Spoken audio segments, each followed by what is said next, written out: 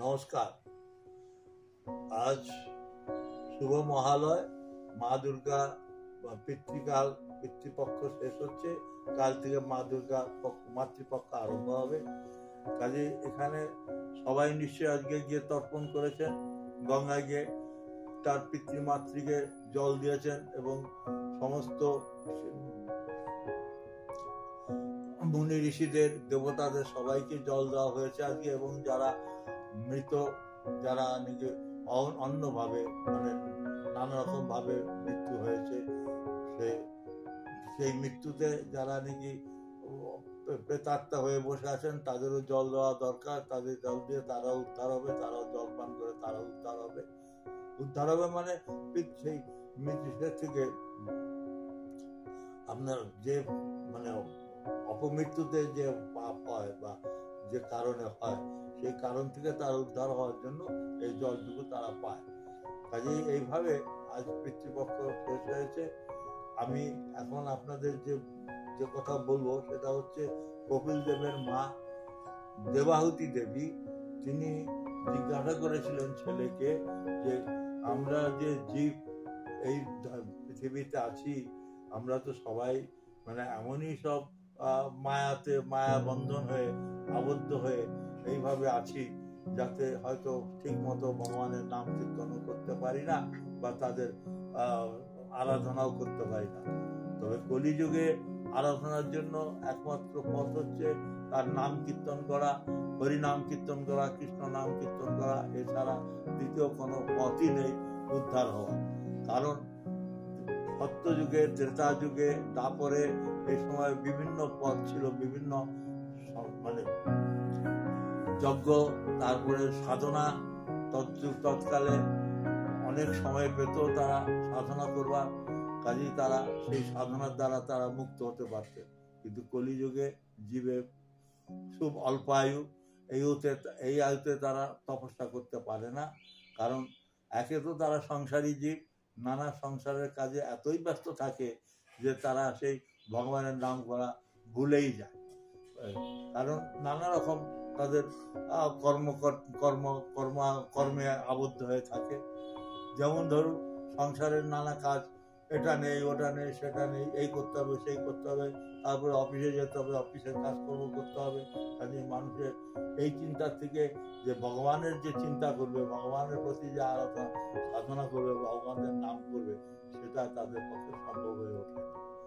কাজে সেই জন্য কলিযুগে একমাত্র কৃষ্ণ ভজনা বা হরে নাম কীর্তন করা, এটা খুব সহজ উপায় করে দিয়েছেন, যাতে করে মানুষ এই কলিযুগেও তারা উদ্ধার হতে পারে। কিন্তু আমরা সাধারণ মানুষরা সেটাও ভুলে যাই। কারণ ভুলে যাই যে নানা রকম সংসারের চাপে পড়ে, তারপরে ধরুন স্বামী স্ত্রী বা ছেলে মেয়েদের নানা রকম বায়না বাক্কা, সেগুলো মেটাতে পারলে আমরা সেটাও ভুলে যাই।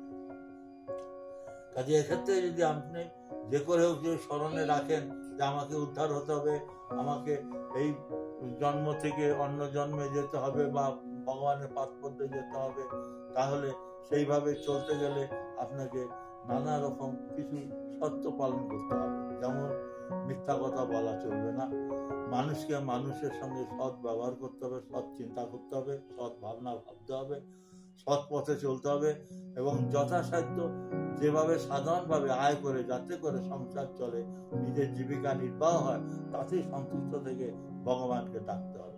ভগবানের ডাকার নানা রকম ভাবে যে কোনো চেষ্টা করেও তাকে ডাকার জন্য বা তার সাধনা, তার নাম কীর্তন করার জন্য আমাকে সময় করে নিতেই। তার মধ্যে কিছু সময় আছে যেটা নাকি সকালবেলা ঘুম থেকে উঠেই আপনি যদি আপনার প্রথম কাজ হচ্ছে বাবা মাকে স্মরণ করা, তাদের প্রতি প্রণাম জানান। তারপর হচ্ছে আপনার গুরুদেব যে আপনাকে দীক্ষা দিয়েছে, যদি দীক্ষা না দিয়ে থাকে তাহলে ভগবানকে গুরু মেনে তাকে প্রণাম জানাবেন। তারপরে গুরুদেবকে প্রণাম করার পরে তারপরে ভগবানকে প্রণাম করবেন। তাদের প্রণাম করার পরে তারপরে নিজের দুই হাত এক জায়গায় করে তালু, হাতের দুই হাত এক জায়গায় করে সেখানে প্রথমে অগ্রে স্মরণ করবেন মা লক্ষ্মীকে, মধ্যে স্মরণ করবেন মা সরস্বতীকে এবং নিম্নে হাতের তালুর নিম্নে স্মরণ করবেন স্বয়ং নারায়ণকে। এইভাবে তিনজনকে স্মরণ করে তিনবার, এই তিনজনকে তিনবার স্মরণ করে আপনি নমস্কার করে তারপরে সারে গায়ে ওই হাত বুলিয়ে দেবেন। তারপরে আস্তে আস্তে আপনি যে ইষ্টদেব সেই ইষ্টদেবের নাম স্মরণ করবেন, করে তার কাছে প্রার্থনা করবেন যে হে প্রভু, আমি যা কাজকর্ম করেছি সারাদিনে, গতকাল সারাদিনে যা কাজ করেছি তাতে যদি কোনো ভুল হয়ে থাকে বা কোনো কমি থেকে থাকে তার জন্য আমায় মাফ করবেন। আমি আজকে আপনার দেওয়া কাজ যাতে আমি সুষ্ঠুভাবে করতে পারি এবং ভালোভাবে করতে পারি এবং সম্পন্ন করতে পারি, তার জন্য আমার আশীর্বাদ করুন। আমি যেন সেই কাজ করে আপনার কৃতার্থ হই। এই ভেবে, এই সব ভেবে নিয়ে যদি এইটুকুই আপনি করতে পারেন, তাহলে দেখবেন যে ভগবান তাতেও সন্তুষ্ট হবে এবং নিশ্চয়ই তাতে করে আপনি হয়তো সুফল পাবেন। এইভাবে তারপরে আপনি আপনার নিজের কাজে, সংসারের কাজে বা আপনার অফিসের কাজে লেগে যান।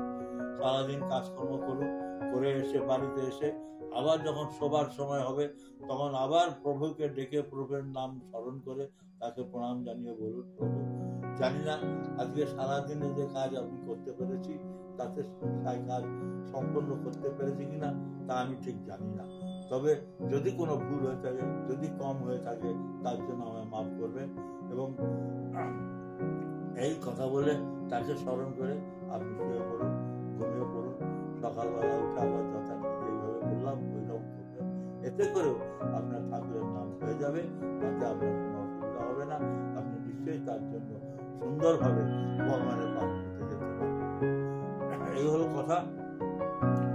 এখন এখানে কিছু কিছু উপদেশ আছে, সেই উপদেশগুলো এখন বলতে গেলে দীর্ঘ সময় হবে, তবে সেটা আমি না বলে শুধু একটা ছোট গল্প বলে আপনাদের বলে দিই যে এই যে আমি যেটা বললাম এটা কতদূর সত্য বা কি, এটা গল্পের মাধ্যমে আমি আপনাদের জানিয়ে দিচ্ছি। সেটা গল্পটা হলো, এক কৃষক, সে মঙ্গল নামক এক গ্রামে বাস করেন। সেই গ্রামে মঙ্গলময় গ্রাম, সেই গ্রামে বাস করেন। তিনি চাষাবাদ করে খান, গরু আছে, বাছুর আছে, সংসার আছে, সবকিছু দেখাশোনা করেন। কিন্তু তিনি ওইভাবে ভগবানের নাম করেন যেভাবে আমি বললাম। সকালবেলা উঠে তিনি প্রণাম করে, ভগবানকে প্রণাম করে তিনি তার কাজে বেরিয়ে পড়েন। কোথায় গরু কোথায় রাখা হবে, কোথায় যাবে, চাষবাস কি হবে না হবে, ফসল কতটা উঠবে, এসব দেখাশোনা করে তারপরে তিনি বাড়িতে এসে দুপুরবেলা খেয়ে দিয়ে একটু বিশ্রাম করেন। আবার বিকালবেলা, সন্ধ্যাবেলা আবার খাওয়া দাওয়ার পরে যখন নাকি আবার তিনি শুতে যান, তখন আবার ওইভাবে ভগবানকে স্মরণ করে তিনি তার দিনকাল শেষ করেন। তো সেই একদিন নারদমুনি হঠাৎ প্রভুকে জিজ্ঞাসা করলো, প্রভু আপনার সবচেয়ে প্রিয় ভক্ত কে? তখন প্রভু বললো যে আমার প্রিয় ভক্ত তা তুমি দেখতে চাও নারদ? তখন বললো, হ্যাঁ প্রভু, আমি তো সেটাই চাই। কারণ নারদ মনে করলেন যে আমি তো নিশ্চয়ই প্রভু ভক্ত, প্রিয় ভক্ত হব, কারণ আমি সবসময় নারায়ণ নারায়ণ করি। 24 ঘন্টা যতটুকু সময় পাই, দিন হোক রাত হোক, আমার মুখ থেকে নারায়ণ শব্দ বন্ধ হয় না, কাজে নিশ্চয়ই আমি হব সবচেয়ে প্রিয় ভক্ত। কিন্তু ঠাকুর কি বললেন, নারায়ণ কি বললেন, যে তুমি যাও ওই মঙ্গল গ্রামে, যে দেখো এক কৃষক, ওই আমার সবচেয়ে বড় ভক্ত। একটা কৃষক সে পরভক্ত হবে, সেটা কি করে হয়? তবু নারদ বললো, যাই দেখে আসি কি ব্যাপার। যখন প্রভু বলছেন যাই দেখে আসি, তখন সেই ভক্ত সেই প্রভুর কাছে, ভক্তের কাছে নারদ নিয়ে এসছেন ব্রাহ্মণ বেশে এসে তার বাড়িতে উঠেছেন। তখন সঙ্গে সঙ্গে সেই কৃষক কি করলে, কাজের সঙ্গে সঙ্গে দেখলেন যে একজন ব্রাহ্মণ দুপুরবেলা এসে হাজির হয়েছে, তাহলে দুপুরে তাকে ভোজন করাতে হবে। কাজে তাকে সুন্দরভাবে পাদ্য অর্ঘ্য দিয়ে বসালেন, তারপরে তার ভোজনের ব্যবস্থা করলেন, তারপরে তাকে ভোজন করিয়ে তারপরে নিজেও ভোজন করে তারপরে যথারীতি যে যার বিশ্রামে চলে গেল। নারদমুনিও বিশ্রাম করতে, তাকেও বিশ্রাম করতে দিলেন, বিশ্রামে বসে আছে। রাত্রি হলো, সন্ধ্যা হলো, সন্ধ্যাবেলা সবাই আবার ভোজন করে এবার শুতে যাবে। তখন সেই কৃষক সেইভাবে ঠাকুরকে ডেকে, ভগবানকে ডেকে তার সমস্ত কিছু নিবেদন করলেন। এর আগে যা আপনাদের বলেছি ঠিক সেইভাবে তিনি সব নিবেদন করলেন এবং তারপরে সে শুয়ে পড়লেন। তো নারদ দেখলো যে বাস ভগবানকে এইভাবে একটুখানি দেখে শুয়ে পড়লো, একটু ভালো ভক্ত, ঠিক আছে দেখি কি হয়, সারাদিন কি করে। পরের দিন সকালবেলা উঠে আবার সেই রকম দেখে যে ওইভাবে সে সকালবেলা উঠে ভগবানকে স্মরণ করে তাকে বলছে, প্রভু আপনার দেওয়া কাজ যেন আমি ঠিক মতো করতে পারি, আপনার যা কিছু আমি হয়তো গতকাল যদিও কোনো ভুল করে থাকি তার জন্য মাপ চাইছি, এবং আজকে যেন আমি আপনার কাজ সম্পন্ন করতে পারি, অতএব সেই বুদ্ধি, সেই ক্ষমতা, সেই শক্তি আমায় দিন, এবং আমি যেন কোনোরকম তাতে কাজে কোনো রকম অবহেলা না করি। এই বলে ভগবানের নাম স্মরণ করলো, 3 বার তাকে প্রণাম করলো, করে সে কাজে বেরিয়ে পড়ল। নারদ এই থেকে ভাবলো সে কি, সে সকালে একটু এই নাম করলো আর বিকালে একটু নাম করলো, এতে ভগবান বললো যে ওই আমার পরম ভক্ত। নারদ বললো ঠিক আছে এবার আমি যাই, আমার যাওয়ার সময় হয়ে গেছে, আর থাকা যাবে না। তখন নারদ মুনি চলে গেলেন, গিয়ে প্রভুকে বললেন যে প্রভু আমি তো দেখলাম সে তো এই করলো, 2 বার সকালবেলা একবার আর সেই রাত্রিবেলা শোয়ার সময় একবার আপনার নাম করলো, এতে সে আপনার পরম ভক্ত হলো।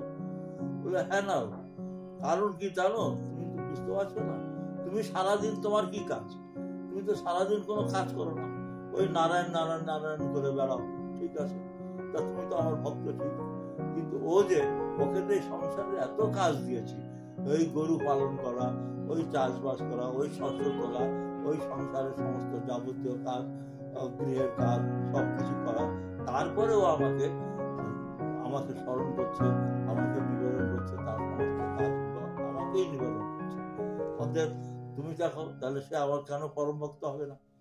তখন নারদ চুপ আর বলল তাই তো, আমি তো সারাদিন তার কিছু করি না, ওই নারায়ণ নাম করি, কিন্তু সত্যি তো উনি এত কাজ করেও আমাকে আবার প্রভুকে ডাকেন, কাজেই সত্যি তাহলে উনি পরম ভক্ত। তাহলে বুঝুন যে কেন আমি আপনাদের বলছি যে যদি আপনারা স্মরণ করতে পারেন, 2 বেলায় স্মরণ করুন, ঠিক মতো স্মরণ করুন, মন প্রাণ দিয়ে স্মরণ করুন, তাতেই দেখবেন যে আপনার সেই কাজ সিদ্ধ হচ্ছে এবং আপনি নিশ্চয়ই ভগবান পাপ করতে যেতে পারেন।